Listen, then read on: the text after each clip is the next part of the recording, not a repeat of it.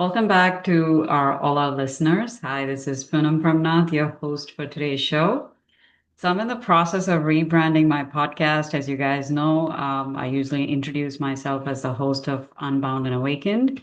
I'm actually rebranding this to the Founder's Diary, and honestly, I'm creating this space for honest conversations about what it really takes to lead, to build, to evolve, both internally and externally.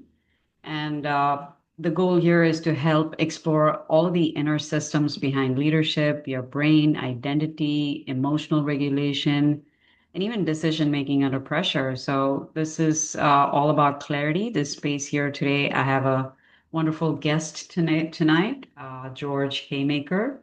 He's a neuroscience based brain performance coach. He's also a very high performing entrepreneur. And after decades of operating under pressure, George actually discovered that success didn't really fail him. It was actually these brain patterns that was running outdated survival patterns. So today he's here to help us retrain nervous system, reduce mental friction, and then welcome to the show, George. Thank you, Poonam. So great to be with you, and hello, everyone. Yeah, and George, I know you spent decades, as a high-performing entrepreneur before you realized you wanted to work on the brain because you felt like your brain was working against you. So, what really led you to that realization? Yeah, I guess in some ways I was high performing, in other ways I wasn't. And that's really part of my story is that whole conflict. So I decided at the age of 30 that I wanted to work for myself. I had worked for a large company in my 20s and decided that was not fulfilling my psychological needs for autonomy and significance that I had. And so I just Mm, made a decision that from that point forward, I would be my own boss, and whatever that meant, I'd figure it out. Part of the reason for that was I had grown up in a high performing household. My dad was a very high performer. And as such, we had to move around a lot. I was in school, new schools every year, constantly moving from city to city. And that became a very unstable environment for me, constantly having to adapt to new environments and leave friends, meet new friends. There was just no stability. Stability happens to be one of our other psychological needs as human beings. And so I was not getting that met very well at all. And I began to act out, and as such, my parents would discipline me more and more. And so uh, it tended to make matters worse, the level of discipline I was receiving. And then in ninth grade, my parents moved overseas. So I went away to boarding school here in the US and, was fending for myself, so to speak. I got to see them once a year. And then there was some other abuse as a child that, I won't go into, but suffice it to say, I was unstable and highly reactive, insecure, a lot of self doubt. And so I carried those patterns that were causing a lot of mental friction. And I know we're going to talk about what that is in a second, but it really just it ended up taking the form of a lot of anxiety and some depression and a lot of reactivity. And so, I was working as an entrepreneur, high functioning in the sense that, the businesses were successful in different degrees, but I was highly reactive the whole time. My nervous system was always really activated, and as such, I just began to uh, pile up this negative friction, and then it just became unhealthy for me. And to cope with all of that, I began to use drugs and alcohol to um, ease the symptoms, and that worked. And so my brain kept predicting that I should do that because it allowed me to calm down. And so right. that became my pattern throughout Mm, my career and my adult life, is that I would work 24/7, high perform as you mentioned, but really underneath the hood, I was kind of the engine block was cracking, and Yeah. I just didn't stop to recognize that it really was the only life I knew, and that's part of the issue. Is a lot of us grow up with these patterns, and we don't know that they're unusual or abnormal and not dysfunctional, and yet we keep engaging in them because our brain keeps predicting them, and so we just go in these loops. And that was my story until I got to my early 50s, and at that point I was heavy into addiction and needed to go into rehab. And so that's what happened. Is at the age of 52, I I had no choice but to no go into choice but rehab. And that became the turning point in my life where things got bad enough that I was willing to look at how they should be different and could be different. Um, and so I'll kind of pause there and see if you have any follow-up questions, or I can take it from that point forward as to how I got to be where I am now. No, thank you. I really appreciate your honesty and your vulnerability to share this. I know you're very comfortable sharing it. Most people would not necessarily have the courage to go at the level of depth that you did. So I do want to appreciate you and acknowledge you for that. And it takes a lot of self-awareness to acknowledge these patterns that you uh, got to a point where you felt like you hit a stopping point and you were 52. And a lot of people try to normalize that type of success as the cost of success. But I think, you started to understand that that's really a survival mode playing itself out. Because to be honest with you, the nervous system doesn't understand the difference between what is a business pressure and what's an emotional threat. And I guess part of that was you learning all about mental friction, as you had mentioned. So, we use the word mental friction. So, what does that actually mean, George? Like, how does that shape, how does that show up for people in general? Yeah, so we would think of it as things like self-doubt, overthinking, emotional reactivity or shutdown, um, hypervigilance, urgency. Right. Those are kind of the ways we would describe them, I think. Those are the words we would attach to them. And, but those things, occur in the body. The sensations of them do. And then they travel up to the brain and then we label them. Um, and they're built around patterns, or they're part of patterns that we form over our lifetime that are uncomfortable. And so I guess that's the best way to describe them, is friction, or is bodily sensations that arise to the brain. We label them, and they tend to be part of patterns that will then trigger, um, other parts of the pattern that we identify as I said, self-doubt, overthinking, and we kind of go down these paths of, and they form because at certain times of our life, we experience things and we're trying to get our psychological needs met. And those needs, we all have them. There's six of them as human beings. And that's really the purpose of our life. That's what we're engaged in every day. If you really just kind of dissect what you do in your life day in and day out, Hmm. it's really to meet these needs. And those needs are autonomy, the ability to feel independent and make your own decisions and determine the fate of your life, equality, the ability to feel like you have a fair chance, and that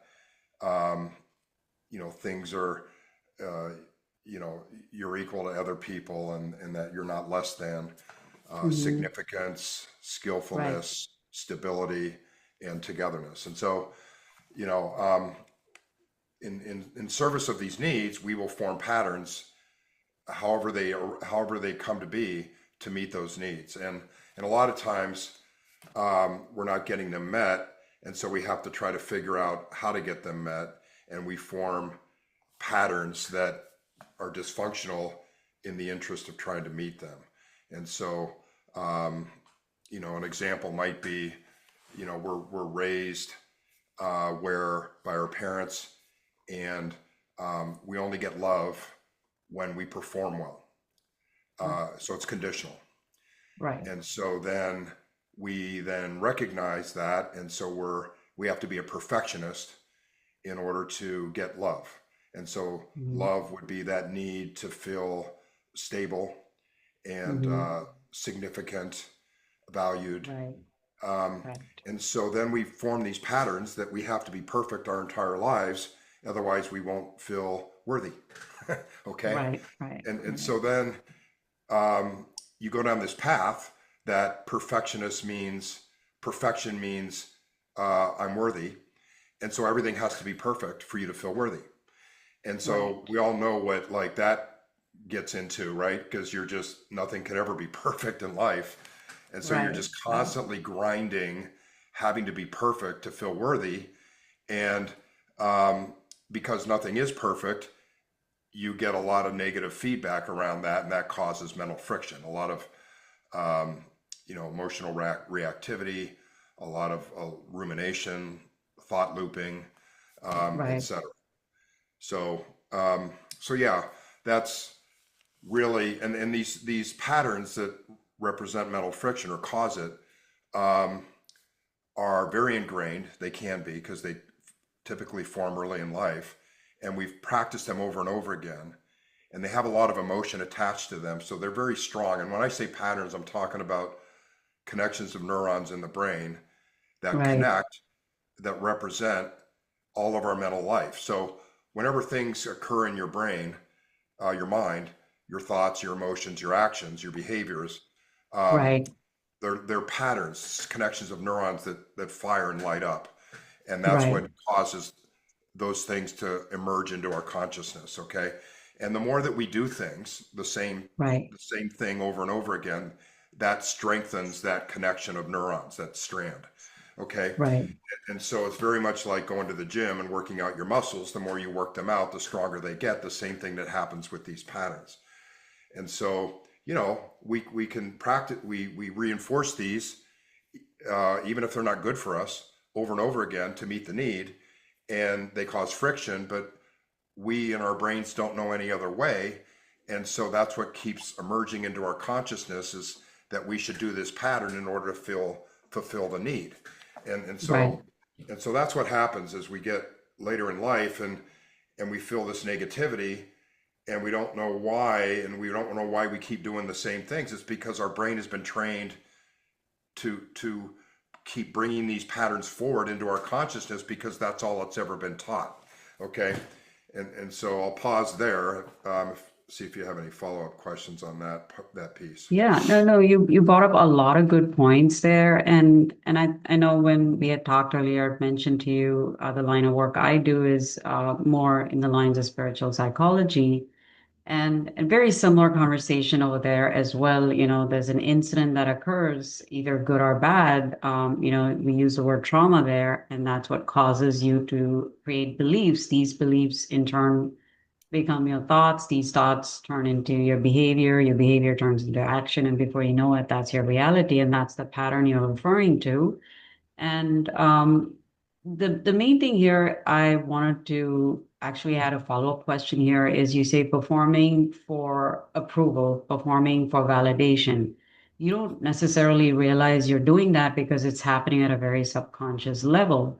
So what's a good checkpoint for someone to know, like what's a healthier version of performance look like? How do they know whether they're doing it for validation or are they doing it because inherently that's a passion and they enjoy doing what they're doing? Well, I guess the first acid test is what you're doing or experiencing, whether it's the thought part of the pattern or the emotional part of the pattern or the behavior part of the pattern, because these things are all woven together, right? There's not emotions aren't independent of thoughts and aren't independent of actions. They all kind of weave together as part of a pattern. The brain brings them all up at once. The question is, are they helpful or not? Like Right, what are you experiencing as a result of it? And so the first question to ask is this helpful in my life or not? And right, what does that mean? Well, am I experiencing negative thoughts that are agitating me, causing my nervous system to activate? Are there negative emotions related to it that I'd rather not have or experience? And Right. is there behavior coming out of it as a result that is getting me into trouble or having consequences that I don't like? Right. Okay. And so it's really that. Um, and the issue again is that these things are embedded in your brain as patterns. And it's probably time to talk about why the brain does that, because Right. Yeah. the br- the Absolutely. brain is a predictive machine. So Mm-hmm. all it does is record your thoughts, your emotions, and your behaviors in the Right. form of these patterns, these neural pathways, Mm-hmm. connections of neurons. And you Mm-hmm. have 85 billion of these neurons in your brain, and they map themselves in these patterns or strings. It's like a Mm-hmm. road map on an atlas. Like if you looked at the map of the United States and all the roads that weave all the way through it, that's what your brain looks like. But no two brains look alike, okay? Because Right. everybody has different past experiences. So Mm-hmm. um, they might look alike from a distance because there's just tons of mapping, but everybody's mapping is different. And so the brain looks at these patterns when it experiences current life. It's operating a few milliseconds ahead of our Mm-hmm. consciousness, and so it's Mm-hmm. taking in information around us based, what we're doing at the time, and it's beginning to look at this data that's coming in through the senses, what it can Mm-hmm. hear, what it can see, what it can Mm-hmm. smell, and it says based on this data that's coming in, and we're not even aware that this is going on, by the way. This is all happening outside of our Yeah, it's very consciousness. subconscious. Yeah. And so it's coming in and it's being organized. And then, Mm-hmm. um, it goes to its past experiences and says, what have I seen in my past that resembles this data that's coming in now? And Mm-hmm. then it predicts what's about to happen. And that's why when you Mm-hmm. come up to the edge of a street, you kind of look both ways because you've learned that I don't want to get run over. And so the brain does this to keep you alive. So it's Right. predicting what's about to happen ahead of the time so that it comes into your consciousness before it happens, um, to present the simulation so um, that you still can stay alive. That its sole purpose is to keep you alive and to minimize resource expenditure in the process. Okay, so it's always looking backwards at our past. So it, but it doesn't make decisions about what's good for us or bad for us or what's going to make us happy or rich or anything else. That's up for the person to do. So it's only looking backward, and if it only has patterns to look at that have been reinforced over time that cause these unhelpful mental frictions, that's what it brings forward because it represents what it's seeing in the present. And so that's where we have to intervene and say, this thing that my brain is predicting from my past experiences is not helpful. It's making me feel agitated. It's making me have negative thoughts. It's making Right. me act out and get angry. And I don't like that because it's Mm-hmm. people don't like me or I'm getting in trouble at work or whatever. So we have to identify that this pattern that's coming forward that the brain is predicting um, is one that we don't like. And so then we have to investigate it, and that's the work that I do and you do, is we Right. say, okay, let's slow down. And these patterns are not us. They're simply what the brain has learned and practiced. So it's not, we want to detach from Mm-hmm. what the brain is doing because, we're the ones who are looking at what the brain is telling us, saying, is this helpful or not? And we have the ability to look at it and say, no, it's not helpful. And then we have the ability to go in and diagnose why it's happening, what needs it's trying to meet. And then we say, okay, well, how can we meet this need more healthfully, Mm-hmm. in a way that doesn't create the friction? Okay. And so Right. we have to find an alternative pattern. We can design it. We can sit and just say, okay, well, what is this pattern trying to do? And how can we do it differently so it doesn't Mm-hmm. present the friction and so it still meets the need? Okay. Right. And that's the work that we do is we offer the brain an alternative. And Right. and the brain then says, okay, well, that's fine, but the problem with your alternative is I haven't, I have never experienced it as the brain because, we've never tried it or practiced it. And so I don't know if it's safe, which is my number Mm-hmm. one job is to keep you safe. I don't Mm-hmm. know if it um, is rewarding, and I like Mm-hmm. reward because that's how I do things. Is when it feels rewarding, I like to go do those, and I don't Mm-hmm. know how many metabolic resources it's going to cost because my job is to conserve resources because I have a lot of other work to do. Okay, and Right. so that's really the challenge, and what change represents is that one thing is presenting an alternative to the brain and convincing Mm-hmm. it that it's better for the brain than this old pattern that it keeps bringing up. That, in and of itself, is how change occurs. Right. And when I work with my clients, it's always about getting to the source of when that happened, and that can happen early life experiences. But I want to know your take on this because spiritually we also go into past lives and things like that. But I'm thinking scientifically, you look at it more DNA and things like that. What does an early experience look like in your world? How early are these patterns created, and how it gets carried into adulthood, and now all the high performers actually they I'm sure it's very common, and it's a very achievement oriented culture that we've moved into as a result. So I want to know your take on what this early life experience, how early does it start, and what is your context? Because I know spiritually we say past life, but what is it scientifically? Is it DNA coming from where? Because some children are born a certain way. So, but how do you explain that? Yeah, so spiritually, um, I'm not adept at commenting on that, but we're brought into this world with hardwiring, okay, genetics from our Right, parents. So that would be, physiologically, I guess that would be past lives. right, And so we are brought into with tendencies. That's why we look certain ways. That's why we look like our parents. And so there's a lot of other content that comes from our ancestors with our DNA. Okay. right. And so we come out of the womb and we have tendencies and based on this wiring. And we also have some hardwiring as just human beings built around achieving these psychological needs for autonomy and safety and stability and significance, just so that we can stay alive and have basic core needs met. Okay. From Right. that point forward, from the moment that we start to experience life, um, this wiring can change. And that's really what neuroplasticity is. So when we talk about Right. patterns, it's wiring.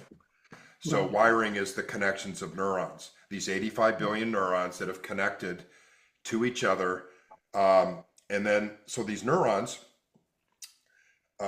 connect to each other with electrical and chemical signaling. So one neuron will come up close to another neuron and Hmm. signal it with chemicals. And through the length of the neuron is an electrical charge.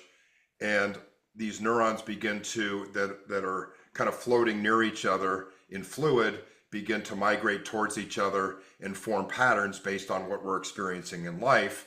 And the more times that we experience that thing in life, the more times that that electrical charge will occur in the neurons, and it'll signal again with the chemical. And over time, these connections get stronger and stronger based on how many times that we practice them. So you can just imagine that as you experience life, these patterns are Right. forming. And so, again, if you start to experience, let's say that you grow up in a household that's dysfunctional, there's a, fighting, you grow up in a chaotic environment, you don't get the security and love that you need from your primary attachment, your parent. Hmm. That is all being encoded in your brain, and so then you're forming patterns to try to get those needs met in whatever way that you can. Okay, Right. And so some of that can be very unhealthy. So the answer to your question is right away, those patterns begin to form, and that hardwiring, some of that stuff that gets passed down from our ancestors can actually change also depending on our environment. Mm. It's epigenetics. Our exposure to the environment will cause changes in our wiring. And so there's hardwiring that's brought in that can or can't change as we are exposed to different environments, and then there's additional wiring that occurs based on our experience through life. Yeah, makes sense. So where I want to take this is the capacity of the brain, right? Because a lot of it is the meaning we make of any situation. And as the circumstances evolve, new things show up, new experiences come enter our lives, new relationships that we have, different setbacks or experiences that we have, the capacity changes. But I want to switch gears on, now we're in a different culture. We're living in the age of AI. There's a lot of speed there. There's a lot constant stimulation happening. How do you see that affecting the brain now in terms of clarity of thought and things like that? Well, the brain is a trainable organ, very much like the body, so it needs to be stimulated and exercised. Um, the neurons respond very much like muscle fibers do. And so if you just think about, um, not going to the gym or ever exercising, um, we begin to lose muscle mass. We begin to, um, feel the effects of not exercising, right? Hmm. Um, the same thing will occur in the brain if we stop using various networks. And so the brain Right, works on, again, these neurons that that all are housed in different parts of the brain in what are called brain regions, right. brain parts. Some people might have heard of, the hippocampus or the hypothalamus or the amygdala. Those are or prefrontal cortex. Those are parts of the brain where the neurons live. And then these brain parts connect to one another in what are called networks. So it's like data networks. Um, and they cooperate. They dynamically interact with each other to produce certain functions. So functions like memory, motivation, um, uh, social connectivity, cognitive processing, Hmm. etc. Okay, and so um, let me see. What I just had a just lost my train of thought.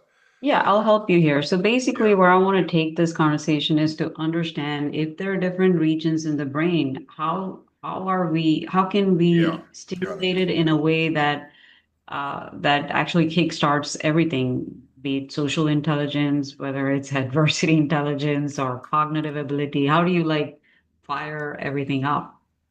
Yeah, so I'm sorry. Thank you for helping me there. um, so these different networks that produce these different functions have to be exercised or they atrophy. Mhm. So if you're not firing these neurons, um, they start to lose signal and connection and they don't fire properly. So you don't think as clearly. Like if you're not thinking a lot, the neurons in the prefrontal cortex, where a lot of the higher order cognitive thinking occurs, Right. you start to not think as well. Another example Hmm. would be let's say that you're born in a country and you speak the language and you move to the US at the age of 10 and you don't speak Hmm. the language again for, you know, 5, 10 years. Hmm. Um, I actually have a friend who's Chinese and he came here and like they don't speak it in his home. And so he Hmm. would go back to China every 5 or 10 years and he had Hmm. trouble speaking the language.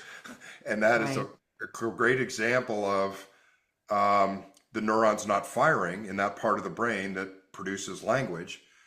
And Right. And so because the neurons weren't firing, the connections began to weaken that represent all the words and sentence structures. And so the brain looks at that if things aren't being used and begins to weaken them and move resources to other places and can even begin to break down patterns um, because they're not being used. The brain is a very efficient organ. It wants to be efficient. And so if things Right. aren't being used, it will move them around and use them in other places. Okay, so the Hmm. danger of AI is that we stop using our brains. Wow. And that seriously, because I mean, as AI gets more and more powerful, it's going to start doing more and more things. And if we allow it to do it for us, our brains will stop having to think in certain respects, and we will lose that capability because we simply don't exercise the capability. Um, and here's another thing that I know a lot of youth can relate to: um, social connectivity.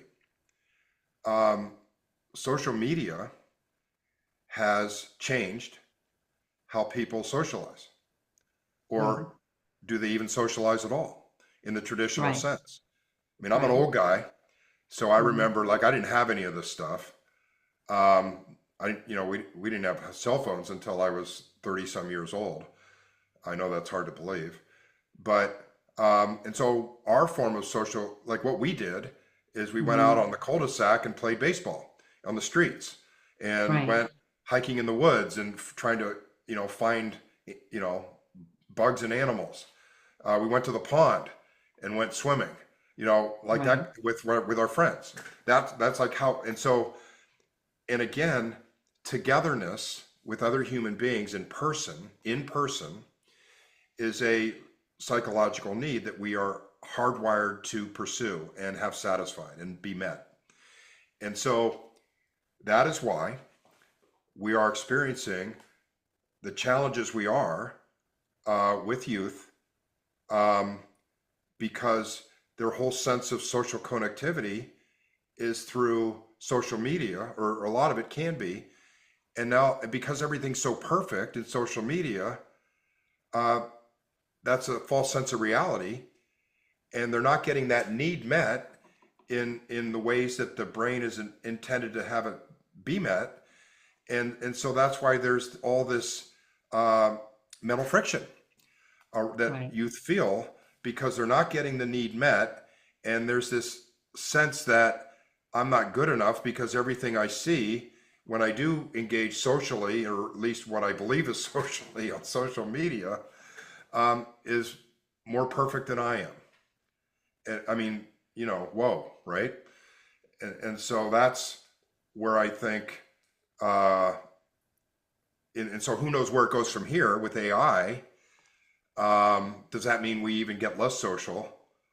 Um, does it mean we just kind of sit around in our houses and bots take care of everything? They go shopping. Hey Siri, order me, dog food from Amazon, or hey bot, like we would have a personal bot, and is our bot our friend? you know, Right. um, but that doesn't get stimulate the networks the way that it's traditionally been meant to stimulate. And so I don't really know like where that goes. But it's concerning. Yeah, it is. And I want to know your take on this statement that you hear a lot nowadays that, AI won't take your jobs, but the people who know how to use AI certainly will take your job. So from a brain perspective, like how are you interpreting that? I mean, you just told me AI, we may stop using our brains if AIs take over, but on the other hand, we're also hearing that people who use AI can leverage better. So, what is your take on that? Well, um, yeah, there's a lot of complicated philosophical questions in that. Um, you know, I have to be careful that, in the work I do, I want to make sure I'm doing all the thinking, that I'm providing the creative engine behind the work I'm doing. for a couple reasons. Because um, it's my work, and that's my name on it, and that's the product I'm trying to bring to people. But it's also exercising my brain so that those networks continue to perform well. And so I think that, but when it comes to maybe rewriting something that I'm trying to put out there to save time, there's use for it in terms of being more efficient, but there's that gray area and gray line that you know will will we try to have it do things that we really should be doing on our own. um, Okay. so I don't, I mean, yeah, it's hard to know exactly how much intelligence bots can gain, the kinds of things that they will end up being able to do for us. I'm concerned that, like many things in society, we've experienced crashes where an idea will come up, like the cheap mortgages that we had in the early 2000s, and then so many people got them that couldn't afford them, and then we had a real estate crash. I'm concerned that, you know, somebody came up with this idea of AI, and now human beings are going to run with it, um, trying to make money with it and trying to be more efficient with it. And I think it's going to cause a lot of issues personally, Right. Right. a lot of them. And so then what happens? Then who is the person that says we went too far? I mean, is Right. that the government's? What happens if mass unemployment occurs? What happens if people get even less social? If there's more polarity in our cultures? Um, because all of this is, like you talked about our culture here in the United States, the never-ending pursuit of the dollar, and Right. getting more and being better. Well, this fits right into that. And Right. so is this just the next extreme to that? And Mhm. what are the ramifications of that on us human beings? No one, Right. I haven't seen anybody really um, come up with the answers, because I don't think we Right. know. None of But us know. yeah, but the way I look at it is, I think it's going to be highly concerning because it's unregulated, and we as human beings are, uh, you know, we have a history of going too far with things to Right. serve our own needs. Right. Um, Look at the climate change issues that we have. And so who's going to regulate this? I don't think it's any different than, the climate issues we have, or, you know, the effects that social media has had, you know, I, it, anyway, I'll stop there. Okay. No, no, thank you. There's a lot that you try to, tiptoe around to make sure we're not taking the conversation in the wrong context. But on a lighter Yeah, note, right. I want to touch on things like lifestyle, alcohol, things like nutrition, sleep. How does, especially alcohol, right? How does that impact the clarity or the emotional regulation or the long-term brain health? How does it impact that? Well, entirely negative ways. There's no positive or upside to alcohol, and um, I experienced it as a coping mechanism, and it took me to a really bad place. In addition to that, it destabilizes the networks in the brain um, significantly, and it's very hard to regulate, because what happens is that if we're using alcohol for anything else other than the occasional thing to enjoy ceremoniously, or you know just for the taste or something like that, and occasional at that, social occasion, if we start to use it to cope in any way, it's very dangerous, because the brain is designed um, to find the least cost solutions to regulate itself. And so alcohol is a very effective regulator of the nervous system, and drugs. What that means is if you're feeling mental friction, the things that we Mm, talked about, and you're having negative body feelings that arise to negative emotions in the brain, and we label them as emotions, um, the brain is going to look for relief. mm, It the brain it wants to be calm, predictable, certain, and when it gets activated, it's looking for the the the quickest, easiest solution to that. And so, if we provide in those moments when we're not feeling good, if we provide alcohol as a solution, then the brain learns that, man, this alcohol is really effective. It calms me down in no time flat, more than anything I've ever experienced, and and it's efficient. Like I don't have to work hard to get it. I just have to go to the cabinet. Done. mm. As opposed to, you know that you can calm your nervous system by exercising, but you have to then you have to get in the car or, whatever, get your clothes on, go find a place to work out, go through the exertion of working out in order to feel that relief. And your brain looks at both of those alternatives and says, working out or alcohol, what's more effective and what's easier and lower Right, cost. And it's right. alcohol every time. And that's the Hmm. problem with these substances, alcohol and drugs, is that they deliver more relief, more dopamine and endorphins, which are the feel good chemicals. They deliver more of that than any other natural life pleasure, including Right. exercise, sex, or anything else. And so the brain is always going to pursue the highest reward, lowest cost solution above all else because it's built that way. It wants to be efficient and get its activation calmed down to where it's predictable again as quickly as possible. And that's what happened to me and happens to lots of people is the brain finds that solution.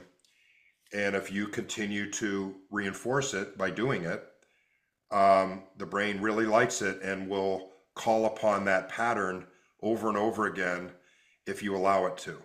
And so Hmm. that would be, you know, that would be an unhelpful pattern. You asked me what some of the unhelpful patterns look like. If you got stressed out and Hmm. you went and drank every time, Hmm.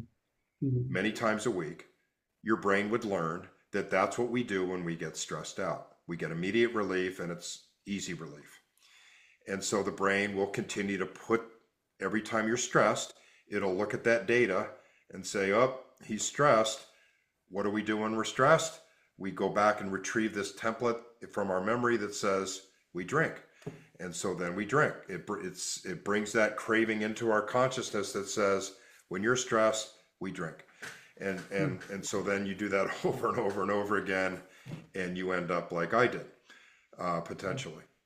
And and then there's a whole nother uh, insidiousness in terms of how the brain is wired around these addictive substances that we don't need to get into. I think I've explained the point, but it's a very hard trap to get out of because um, the brain when we're doing these substances, the brain stops producing dopamine and endorphins for natural life pleasures because they don't measure up anymore.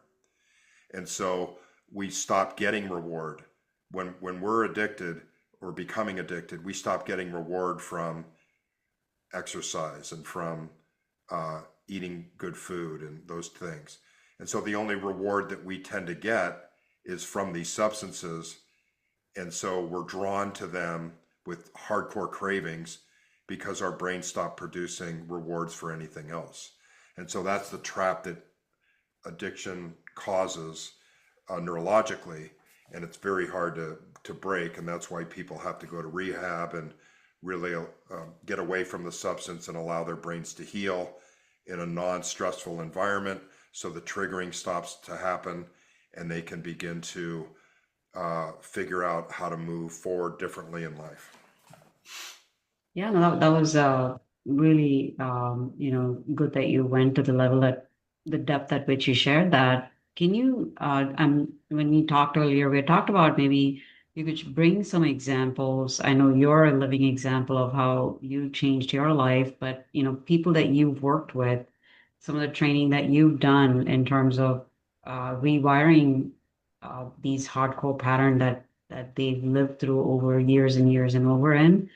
Can you share some examples, how types of shifts that people have made? Yeah. Um, and frankly, a lot of the people I work with that are, so I work with kind of two different aspects of brain optimization, and that's really what my work is around, is optimizing brain performance.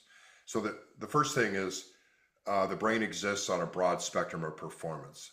Like what you Mhm. experience today is what you're experiencing today, but it's capable of so much more, and it's probably capable of so much less.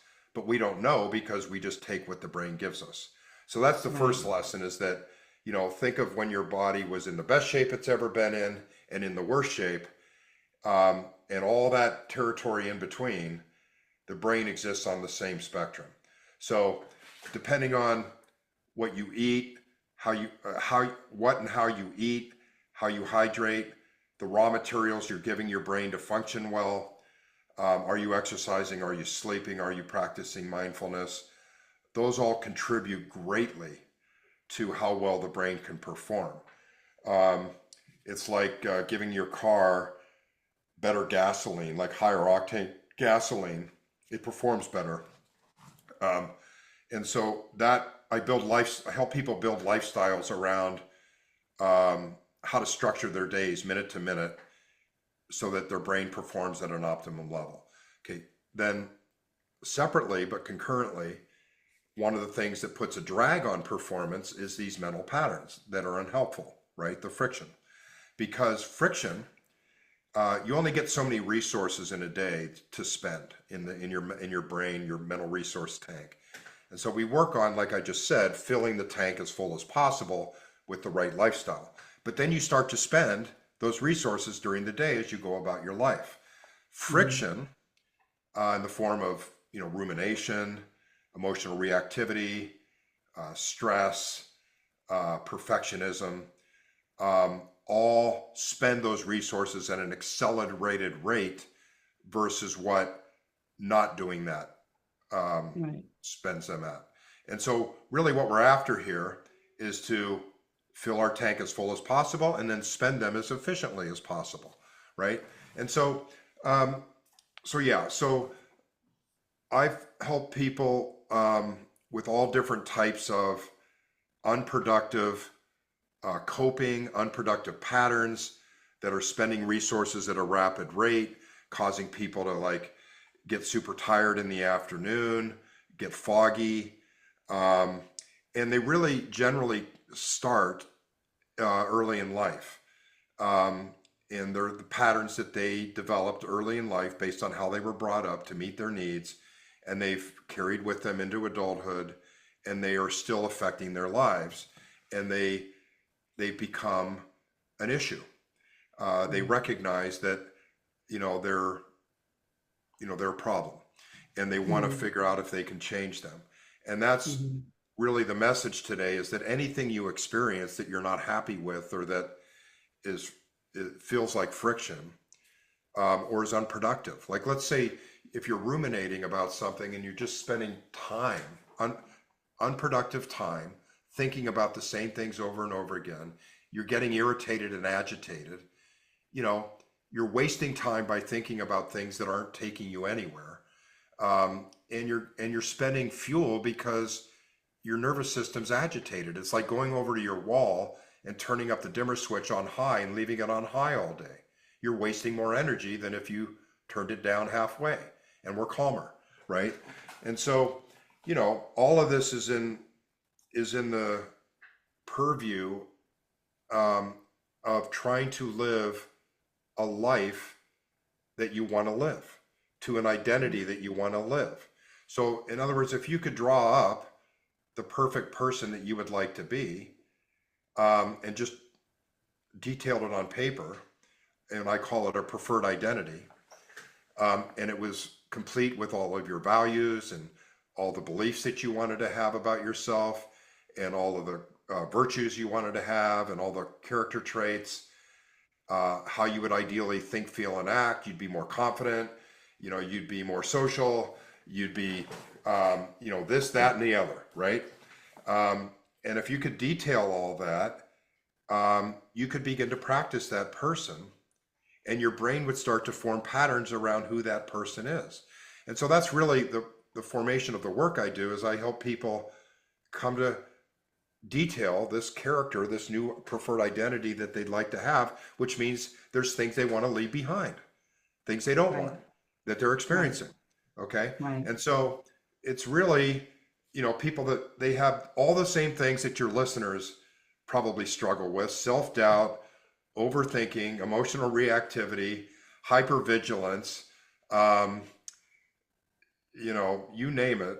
A lot of them are interwoven, and um, self-worth issues, self-esteem issues, um, and so they imposter syndrome, Right. and they just you know want to move on from that, and we can. That's the beautiful thing about it, is the brain can move on from it, and we can train it to move out of those patterns and replace them with new patterns that do represent how this person wants to be. I know that sounds crazy that you can do that, but it really isn't. If you think about the fact that people learn how to play new instruments, how to speak a new language, how to learn, you go to school to learn how to be a doctor, for goodness sakes. Think about how hard it is for the brain to learn those things. Well, it can just as easily learn to be a different person. It's Right. no different. All these things are patterns in the brain that we practice. That's it. Mhm. And so if we want to be a doctor, we go to school to be a doctor. If we want to be a different person, we learn how to be a different person, and the brain will follow. Right. Yeah, you make it sound easy. Sounds like, but again, it takes a lot of effort. And I think I want to end this by, asking this final question. Where does all this brain retraining end? Like, I know there's a lot of deep identity work that happens, and same thing happens in the work that I do. It's a lot of identity work because there's a role that they've assigned to themselves, and they're playing this role and they don't even realize it because it's happening at a very subconscious level. But in your world, where does emotion come? Like, where do these get stored? Because, you hear this a lot, your body keeps a score, and a lot of these emotions are trapped in different parts of your body. But from a brain training standpoint, what's your take on that? Well, if I may, first of all, when you talk about these things are stored at a very subconscious level, um, those are basically highly practiced, automatic default patterns. They're Right, so ingrained that we don't even have to think about them anymore. So it's right, like riding a bike, right? You don't right, have to think about it anymore because you've practiced it so much that you can just look at a bike, get on it, and you don't even have to think about what to do next. And so that's what you're referring to, is these patterns that have been so practiced that they're default automatic patterns that the brain knows that they're there, and it is a very low cost thing for it to bring up. It doesn't have to think about what to do next. It just simply goes right there to that vault of stored pattern and pulls it out and says, this is who we are, and this is what we do in the moment, period. Okay. exactly, exactly. Okay. And so all that is a highly practiced pattern. And so, we just if it's not helpful, then it, where I think what I try to do can be helpful is, we explain the science in a way that's understandable, and we detach from it. And so I know that these deeply held patterns feel uh, immovable, that they're just part of us. There's no way out of them. But if we can understand the science behind it, and detach from our brain, like we are the person and our brain is what we've taught it. And so, but we can teach it something else and it'll become something different. And so if we begin to understand that that's possible through practice, then the whole thing just becomes a little less intimidating and a little less awesome. Okay. And so then we can just take one pattern, one role, identity role that we want to change, understand where it came from, trace it back. It begins to make sense. Okay, well, this is why I feel this way. This is why I think I am who I am. But and this is how it got to be there because I practiced it so much based on how I was brought up. Okay. Right. And so then if we can come to terms with that, then there's a way, then we begin to understand that there's a way out of it. Okay.